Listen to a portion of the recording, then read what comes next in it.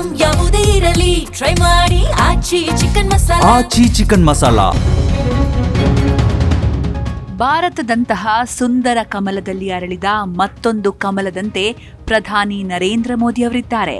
ಗುಜರಾತಿನ ವಡ್ನಗರದಲ್ಲಿ 1950 ಸೆಪ್ಟೆಂಬರ್ 17ರಂದು ಸಾಮಾನ್ಯ ಕುಟುಂಬದಲ್ಲಿ ಜನಿಸಿದ ಮೋದಿ ಇಂದು ವಿಶ್ವದ ಪ್ರಭಾವಿ ನಾಯಕರಲ್ಲಿ ಒಬ್ಬರಾಗಿ ಬೆಳೆದಿದ್ದಾರೆ.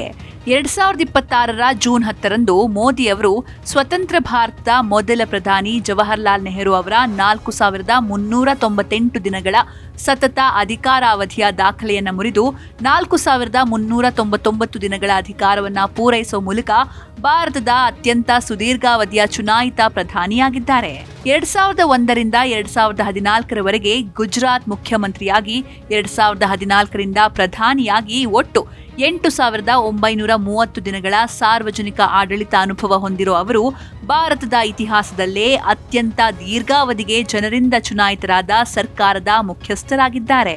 ಪ್ರಧಾನಿ ಮೋದಿ ನಾಯಕತ್ವದಲ್ಲಿ ಏಕ ಭಾರತ ಶ್ರೇಷ್ಠ ಭಾರತ ಪರಿಕಲ್ಪನೆಗೆ ನವ ಚೈತನ್ಯ ದೊರೆತಿದೆ. One nation one ration card, GST, eNAM, national mobility card, digital India ಮುಂತಾದ ಯೋಜನೆಗಳು ದೇಶವನ್ನ ಮತ್ತಷ್ಟು ಏಕೀಕೃತಗೊಳಿಸಿವೆ.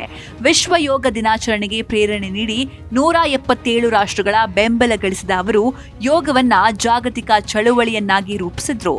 ಸಬ್ಕಾ ಸಾಥ್ ಸಬ್ಕಾ ವಿಕಾಸ್ ಸಬ್ಕಾ ವಿಶ್ವಾಸ್ ಧ್ಯೇಯದೊಂದಿಗೆ ಅಭಿವೃದ್ಧಿ, ಪಾರದರ್ಶಕತೆ ಮತ್ತು ಡಿಜಿಟಲ್ ಆಡಳಿತಕ್ಕೆ ಒತ್ತು ನೀಡಿದ ಮೋದಿ ಮನ್ ಕಿ ಬಾತ್ ಮೂಲಕ ಜನಸಂಪರ್ಕಕ್ಕೆ ಹೊಸ ಆಯಾಮ ನೀಡಿದ್ದಾರೆ.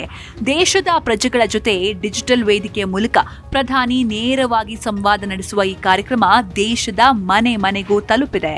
ಮೊದಲ ಪ್ರಧಾನಿಯನ್ನು ಹಿಂದಿಕ್ಕಿದ 15ನೇ ಪ್ರಧಾನಿ. 12 ವರ್ಷದ ಆಡಳಿತದಲ್ಲಿ ಮೋದಿ ಹಲವು ಮೈಲಿಗಲ್ಲು. ಸುದೀರ್ಘ ಆಡಳಿತದಲ್ಲಿ ನೆಹರು ಮೀರಿಸಿದ ಮೋದಿ. ಹೌದು, ಭಾರತದಲ್ಲಿ ಬ್ರಿಟಿಷರ ಆಳ್ವಿಕೆ ಇದ್ದಾಗ ಹುಟ್ಟಿದ ಕಾಂಗ್ರೆಸ್ ಕೈಗೆ ಸ್ವಾತಂತ್ರ್ಯಾನಂತರ ದೇಶವನ್ನ ಮುನ್ನಡೆಸುವ ಜವಾಬ್ದಾರಿ ಸಿಕ್ತು. ಅದರ ಅಧ್ಯಕ್ಷರಾಗಿದ್ದ ಜವಾಹರ್ಲಾಲ್ ನೆಹರು ಸರ್ಕಾರದ ಮುಖ್ಯಸ್ಥರಾದರು. 1952ರಲ್ಲಿ ಮೊದಲ ಬಾರಿ ನಡೆದ ಸಾರ್ವತ್ರಿಕ ಚುನಾವಣೆಗಳಲ್ಲಿ ಪ್ರಬಲ ಎದುರಾಳಿಗಳಿಲ್ಲದ ಕಾಂಗ್ರೆಸ್ ಜನರಿಂದ ಆಯ್ಕೆಯಾಯಿತು ಹಾಗೂ ನೆಹರು ಪ್ರಧಾನಿ ಹುದ್ದೆಯಲ್ಲಿ ಮುಂದುವರೆದರು.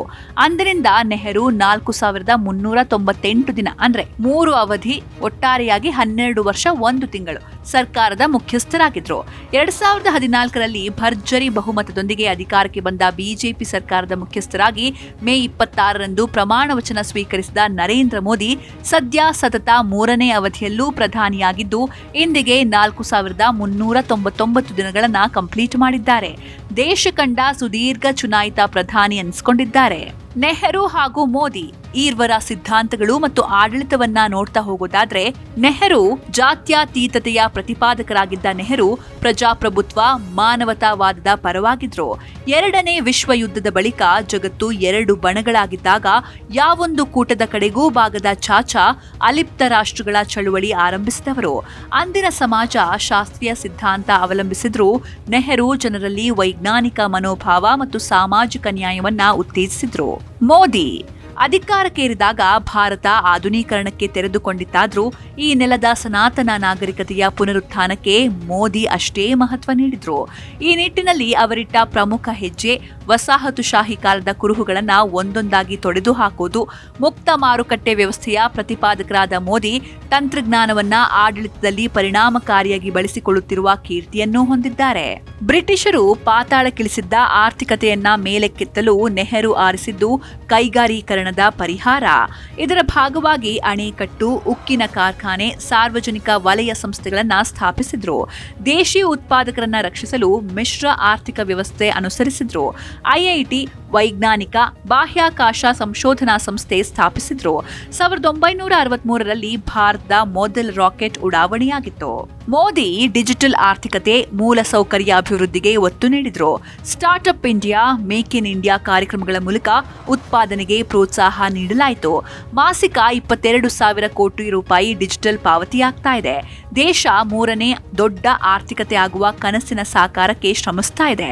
2014ರಲ್ಲಿ ಮೊದಲ ಯತ್ನದಲ್ಲೇ ಮಂಗಳನ ಅಂಗಳಕ್ಕೆ ಕಾಲಿಡಲಾಗಿದ್ದು ಈಗ ಗಗನಯಾನದ ಮೂಲಕ ಚಂದ್ರನ ಮೇಲೆ ಕಾಲಿಡುವ ಗುರಿ ಇದೆ. ಜನಸಂಪರ್ಕ, ನಾಯಕತ್ವ ಶೈಲಿ ಹೇಗಿತ್ತು, ಈಗ ಹೇಗಿದೆ? ನೆಹರು ಅವರ ದೀರ್ಘ ಹಾಗೂ ಪ್ರಭಾವಶಾಲಿ ಭಾಷಣಗಳು ಅಪಾರ ಜನಸ್ತೋಮವನ್ನ ಸೆಳಿತಾಯಿತು. ಅವರು ಲೇಖನಗಳು ಮತ್ತು ಪತ್ರಿಕಾಗೋಷ್ಠಿಗಳ ಮೂಲಕ ಜನಸಂಪರ್ಕದಲ್ಲಿ ಇರ್ತಾ ಇದ್ರು. ಪ್ರಜಾಪ್ರಭುತ್ವ ಮತ್ತು ಜಾತ್ಯತೀತ ಮೌಲ್ಯಗಳ ಬಗ್ಗೆ ಜನರಲ್ಲಿ ಅರಿವು ಮೂಡಿಸಿದ್ರು. ಮೋದಿ ಅವರ ನಾಯಕತ್ವ ಶೈಲಿ ಹಾಗೂ ಜನಸಂಪರ್ಕದ ವಿಧಾನ ಹೇಗಿದೆ ಅಂತ ನೋಡ್ತಾ ಹೋಗೋದಾದ್ರೆ, ಜನಸಂಪರ್ಕಕ್ಕಾಗಿ ಸಾಮಾಜಿಕ ಮಾಧ್ಯಮ, ಡಿಜಿಟಲ್ ವೇದಿಕೆಗಳ ಪರಿಣಾಮಕಾರಿ ಬಳಕೆ ಆಗ್ತಾ ಇದೆ. ಜನಪ್ರಿಯ ನಾಯಕತ್ವದ ಶೈಲಿಯ ಮೂಲಕ ತಮ್ಮದೇ ಆದ ಬ್ರ್ಯಾಂಡ್ ಸೃಷ್ಟಿಸಿದ್ದಾರೆ. ಜಾಗತಿಕ ವೇದಿಕೆಗಳಲ್ಲಿ ಪ್ರಧಾನಿ ಮೋದಿಯವರು ಮಾಡಿರುವ ಭಾಷಣಗಳು ಗಡಿಯಾಚೆಗೂ ಅವರಿಗಿರುವ ಪ್ರಭಾವದ ದ್ಯೋತಕವಾಗಿದೆ. ನೆಹರು ಅವರ ಕಾಲದಲ್ಲಿ ಜನಕಲ್ಯಾಣಕ್ಕೆ ಜಾರಿಗೆ ತರಲಾದ ಜನಪ್ರಿಯ ಯೋಜನೆಗಳು ಯಾವುವು ಅಂತ ನೋಡ್ತಾ ಹೋಗೋದಾದ್ರೆ, ಗ್ರಾಮೀಣ ಮೂಲಸೌಕರ್ಯ, ಕೃಷಿ, ಶಿಕ್ಷಣ, ಆರೋಗ್ಯ ಸೇವೆ ಸುಧಾರಣೆಗೆ ಸಮುದಾಯ ಅಭಿವೃದ್ಧಿ ಕಾರ್ಯಕ್ರಮ, ಗ್ರಾಮ ಪರಿಷತ್ ಮೂಲಕ ತಳಮಟ್ಟದಲ್ಲಿ ಪ್ರಜಾಪ್ರಭುತ್ವವನ್ನು ಉತ್ತೇಜಿಸಲು ಪಂಚಾಯತ್ ರಾಜ್, ಪಂಚವಾರ್ಷಿಕ ಯೋಜನೆ, ಐಐಟಿ, ವೈದ್ಯಕೀಯ ಶಿಕ್ಷಣಕ್ಕೆ ಏಮ್ಸ್, ಸಣ್ಣ ಕೈಗಾರಿಕೆಗಳ ಮೂಲಕ ಗ್ರಾಮೀಣ ಉದ್ಯೋಗ ಬೆಂಬಲಿಸಲು ಖಾದಿ ಮತ್ತು ಗ್ರಾಮೋದ್ಯೋಗಕ್ಕೆ ಉತ್ತೇಜನ, ಸಣ್ಣ ರೈತರ ಹಕ್ಕು ರಕ್ಷಣೆಗೆ ಭೂ ಸುಧಾರಣಾ ಉಪಕ್ರಮಗಳನ್ನು ಜಾರಿಗೆ ತರಲಾಯಿತು. ಮೋದಿ ಅವರ ಆಡಳಿತದಲ್ಲಿ ಜನ ಕಲ್ಯಾಣಕ್ಕೆ ಜಾರಿಗೆ ತರಲಾದ ಜನಪ್ರಿಯ ಯೋಜನೆಗಳು ಯಾವುವು ಅಂತ ನೋಡ್ತಾ ಹೋಗೋದಾದ್ರೆ, ಬ್ಯಾಂಕ್ ಸೌಲಭ್ಯದ ಬಳಕೆ ಉತ್ತೇಜಿಸಲು ಪಿಎಂ ಜನ್ಧನ್ ಯೋಜನೆಯಿಂದ ಹೊಸ 58 ಕೋಟಿ ಖಾತೆ ಅಸ್ತಿತ್ವಕ್ಕೆ, ಎಲ್ಪಿಜಿ ಸಂಪರ್ಕ ಒದಗಿಸಲು ಉಜ್ವಲಾ ಯೋಜನೆ, ಸ್ವಚ್ಛ ಭಾರತ ಅಭಿಯಾನ, ಆರೋಗ್ಯ ವಿಮಾ ರಕ್ಷಣೆಗೆ ಆಯುಷ್ಮಾನ್ ಭಾರತ್ ಅಡಿ 55 ಕೋಟಿ ಜನರಿಗೆ ವಾರ್ಷಿಕ 5 ಲಕ್ಷ ರೂಪಾಯಿ ಉಚಿತ ಆರೋಗ್ಯ ವೆಚ್ಚ ವಸತಿ ಕಲ್ಪಿಸಲು ಪಿಎಂ ಆವಾಸ್ ಯೋಜನೆ, ಜಲಜೀವನ್ ಮಿಷನ್ ಅಡಿ ಹಳ್ಳಿಗಳ 10.5 ಕೋಟಿ ಮನೆಗಳಿಗೆ ಕುಡಿಯುವ ನೀರು, ಹೆಣ್ಣು ಮಕ್ಕಳ ರಕ್ಷಣೆಗೆ ಬೇಟಿ ಬಚಾವೋ ಬೇಟಿ ಪಡಾವೋ, ಕಿಸಾನ್ ಸಮ್ಮಾನ್ ನಿಧಿ, ಆರ್ಥಿಕ ಒಳಗೊಳ್ಳುವಿಕೆ ಮತ್ತು ಸಾರ್ವಜನಿಕ ಸೇವೆ ವೃದ್ಧಿಗೆ ಜಾಮ್ ಅಂದ್ರೆ Jan Dhan Aadhaar mobile, ನವೋದ್ಯಮಗಳಿಗಾಗಿ startup India, ವೃತ್ತಿಪರ ತರಬೇತಿಗಾಗಿ ಸ್ಕಿಲ್ ಇಂಡಿಯಾ, ಡಿಜಿಟಲೀಕರಣ ವಿಸ್ತರಣೆಗೆ ಡಿಜಿಟಲ್ ಇಂಡಿಯಾ, ಸ್ವದೇಶಿ ಉತ್ಪಾದನೆ ಉತ್ತೇಜನಕ್ಕೆ ಮೇಡ್ ಇನ್ ಇಂಡಿಯಾ ಉಪಕ್ರಮ ಜಾರಿಗೆ ತರಲಾಯಿತು.